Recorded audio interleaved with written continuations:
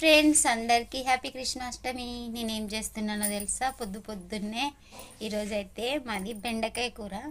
బెండకాయలు కోసినాక చూపిస్తా చూడండి. ఇగో చిన్న ఉన్నప్పుడు మా అమ్మ బెండకాయలు కోసి ఇట్లా ముక్కలు పడేస్తుంది కదా, ఇవి పీసులు. ఈ పీసులను తీసుకొని అయితే ఇట్లా కాళ్ళకు పట్టీలలాగా పెట్టుకునే వాళ్ళము. చిన్నప్పుడైతే నీకు నాకు నీకు నాకని మేము కొట్టుకునే వాళ్ళం, మా అక్క నేను అందరం.